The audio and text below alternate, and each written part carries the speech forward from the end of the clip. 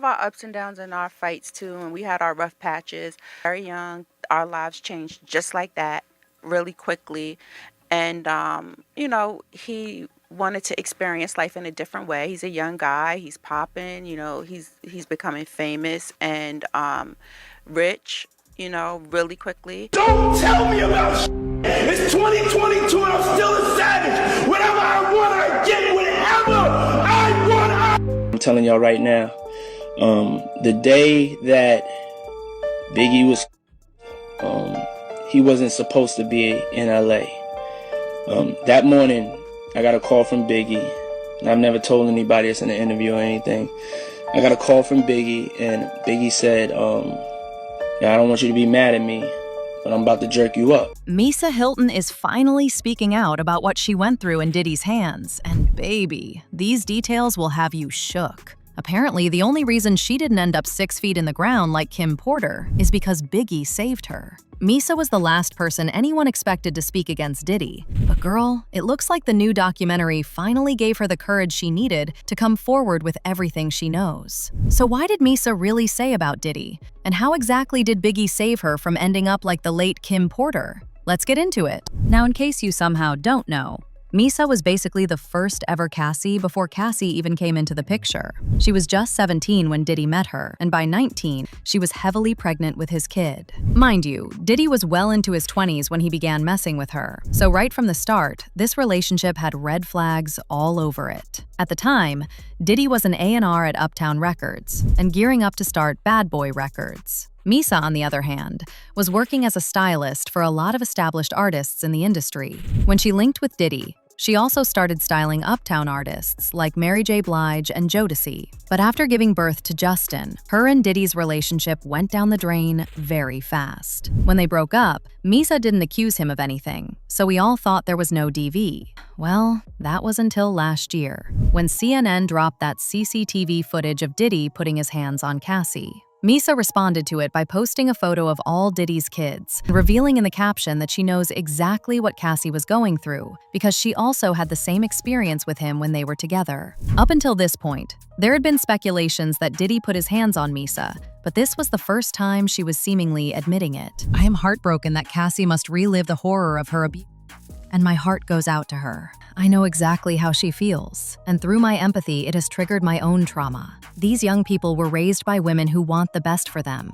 We put God and education first and have always been united in our mutual effort to support their dreams. 2 of the youngest do not have their mother here, and it has been our duty to support them. Their father needs help, and I am praying that he truly does the personal work and receives. Misa never really went into details about this again, but that didn't stop people from digging deeper. During the early episodes of the documentary, it was revealed that Diddy used to put hands on Misa. According to Misa's ex-boyfriend, Eric Sermon, he and Misa were a thing when Diddy stepped into the picture. But he claims Diddy strategically befriended him to gain access to Misa after their breakup. You see, even after Misa and Eric broke up, they were still seeing each other as friends. But one day, Diddy got mad and physically attacked him because he saw Misa in his car.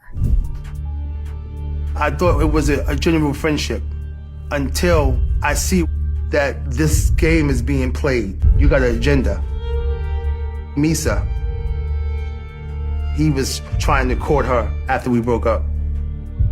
Sean wants her because Eric was that dude. It was about, I got her, I won her over from him. He had to have the girl. And Sean has a way about, when he gets you, he got you. He got you. And now you become property. Me and Misa was just friends, but he wanted to make sure that there was no. One time, she just happened to be in my driver's seat of my truck. And all of a sudden I heard somebody go, and it's him. He's steaming. He swings on me. So I'm laughing because I'm like, you swung on me? You putting yourself in jeopardy knowing you can't whoop none of us. So now I'm like, yo, let's go around the corner because I'm respectful enough. He actually gets in the car and we drive around the corner. So I'm about to give him the business. Could have got really ugly. And he just said, yo, sit down, I want you to hear something real quick. And that's when he played in the Biggie Smalls album. Baby, I don't know what the hell is wrong with Diddy, but he is definitely a strange human being. How do you try to swing on somebody unprovoked, then take them on a drive to listen to a demo tape for an artist you just signed? Make it make sense. Anyway, it didn't stop there. According to the co-founder of Bad Boy Records, Kirk Burroughs, Diddy used to allegedly pounce on Misa and put his hands on her. He would sometimes even do it outside and wouldn't stop till someone came to de-escalate the situation. Calling and me being friends with that girl. Sean's jealousy, it got to the point where he would put his hands on her right outside of Uptown Records. They're fighting in the street and he's beating her into the car well. She's on the ground and people are pulling him off of her and separating her. A year or two later, they're still together. Now here's where the rumors about Biggie supposedly saving her come in.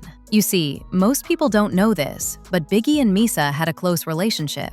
So much so that at some point, Diddy was jealous because he thought they were fooling around behind his back. So basically, when Misa was the one who literally begged Diddy to sign Biggie, before she stepped in, Diddy was still sleeping on Biggie. And get this, folks are now speculating that the reason Misa went that hard for Biggie was because they had something more than friendship going on. And in return, Biggie allegedly tried to save her from Diddy because that only pissed Diddy off, leading him to allegedly take Biggie's life. Now, even though this may sound wild to some of y'all, it's been rumored for a long time that Diddy had something to do with both Tupac and Biggie's deaths. But since I'm talking about Biggie today, I'm only going into details about why folks have been linking him to Biggie's death.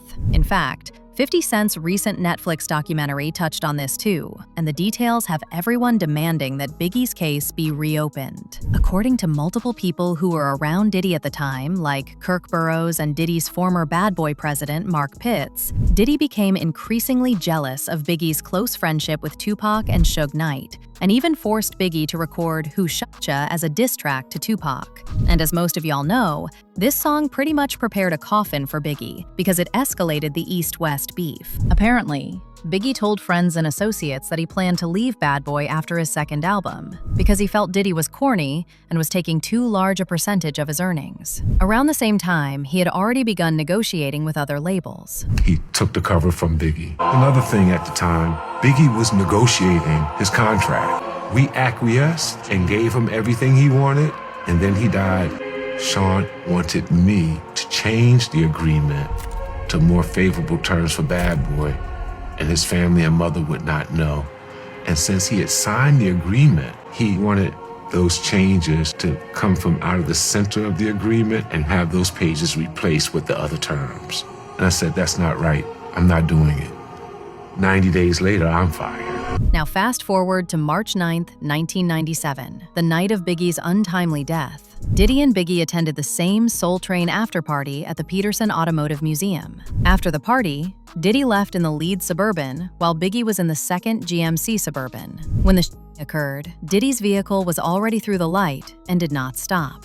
And according to Lil Cease and a former Bad Boy security, Diddy got word of what had just happened to Biggie, but he did not turn around or check on Biggie until much later. The crazy thing about this is that at the time, Diddy sat on national television and straight up lied to our faces, claiming that he tried to help Biggie. But now we know that was just a load of BS he made up. He was in the middle, and then another security vehicle was behind, which had the off-duty officers in. And we left out of the driveway of the parking lot, and we made a right. And as we made the right, we were just driving, and vehicles were one behind each other. And I was looking straight ahead, basically, and I just heard ring out. And then I heard somebody say Biggie's car had got at. And so, like, while my car was moving, I had just opened the door, and the driver, he stopped, and I had jumped out, and I had ran to the car, and I had immediately did that because I knew his leg was broke, so I know there's no way he could have made it out of the car. And then when I went there, I opened up the door, and he was hunched over, and was trying to talk to him and trying to move him over, and I was trying to tell somebody to call 911, but I just told one of the drivers of security to just jump in the car, just take me to the nearest hospital, please. Into the emergency room. And then everybody there just dropped to their knees and started praying because it just didn't look good. It didn't feel good. And that's what happened.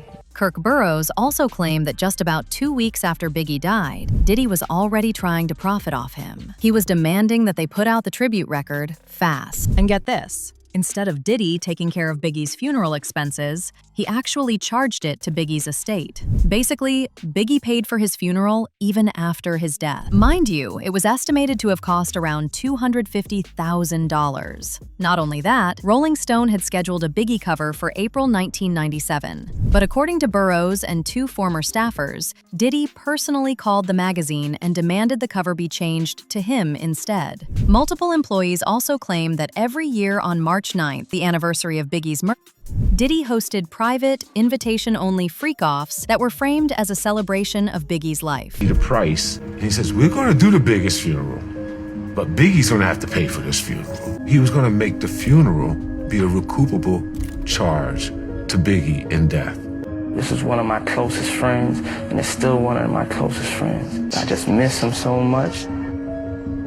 Sean doing a big show looks good on him, but he's not going to tell the world that Biggie was going to pay for it. Before he was assassinated, Biggie had an opportunity to be on the cover of Rolling Stone, and Sean called me and said, pull that cover. I need to be on the cover. My solo album is coming in July, No Way Out, and I need to amp that up. As usual, people had their own thoughts, like this person who said, no one ever talked about how Misa was only 16 when she began dating Diddy. Another person said, Misa Hylton was a teenager when she met Diddy and had their son Justin.